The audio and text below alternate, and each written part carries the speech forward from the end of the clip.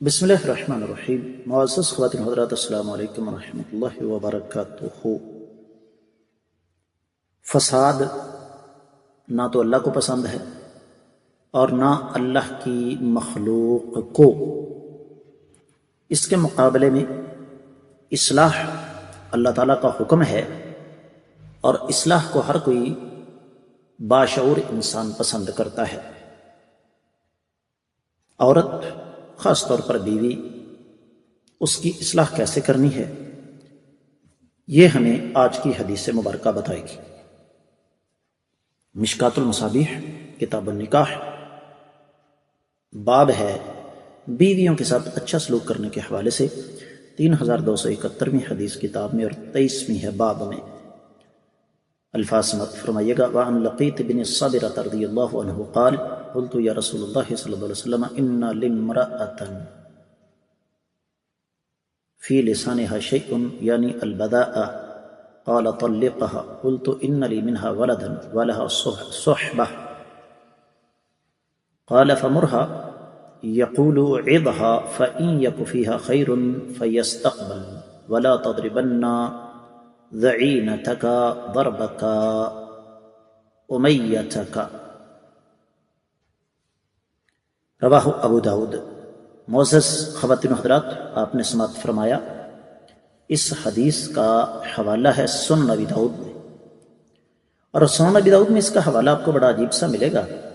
کتاب الطہارہ ہے، 55واں باب ہے، ناک میں پانی ڈال کر جھاڑنے کا بیان۔ لمبی حدیث ہے سنن ابی داود میں، جس کا ایک ٹکڑا لے کر صاحب مشکات نے اپنی کتاب میں ذکر فرمایا۔ ترجمہ سماعت فرمائیے گا۔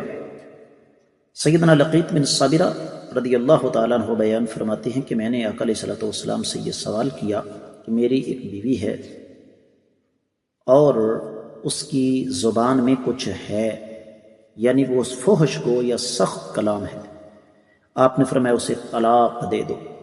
میں نے عرض کیا اللہ کے رسول صلی اللہ علیہ وسلم میری تو اس سے اولاد ہے اور اس کے ساتھ ایک طویل عرصے سے میرا تعلق ہے، آپ نے فرمایا اسے وعد و نصیحت کرو، اگر اس میں کوئی خیر و بلائی اور برکت ہوئی تو وہ اس نصیحت کو قبول کر لے گی، اور اپنی اہلیہ کو، اپنی بیوی کو لونڈی کی طرح مت مارو۔ معزز خواتین و حضرات، حدیث اپنے مفہوم میں بالکل واضح ہے، لیکن میں پھر بھی آپ کی خدمت میں کچھ گزارشات کرنا چاہوں گا اس حوالے سے۔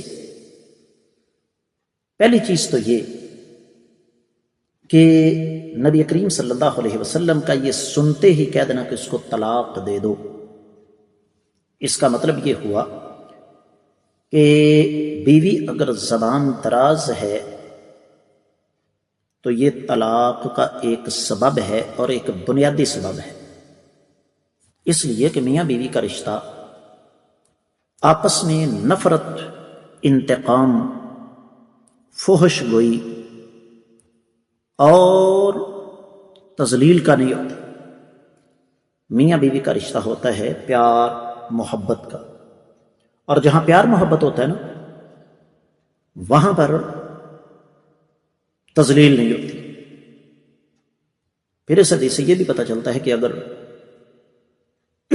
آپ سمجھتے ہیں کہ اس خاتون کو میں نصیحت کروں گا تو یہ میری نصیحت قبول کر لے گی، تو ضرور نصیحت کرنی چاہیے۔ ہماری پنجابی زبان میں ایک مثال ہے، کہتے ہیں جہاں اگر کوئی گڑ کے ساتھ مر جاتا ہے تو اس کو زہر دینے کی کیا ضرورت ہے۔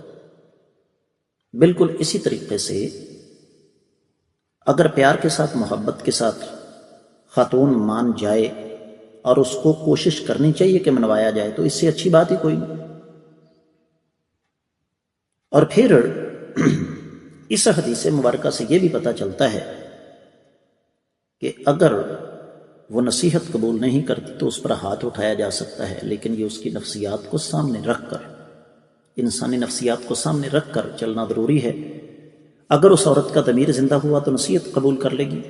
بسا اوقات ایسا ہوتا ہے کہ خواتین سختی کو مانتی ہیں، لیکن یہ ہاتھ اٹھانا شدید نہ ہو۔ میں امید کرتا ہوں کہ یہ حدیث آپ کو اچھی طرح سمجھ آ گئی ہوگی۔ آج کے سبق سے اجازت چاہوں گا۔ السلام علیکم ورحمۃ اللہ وبرکاتہ۔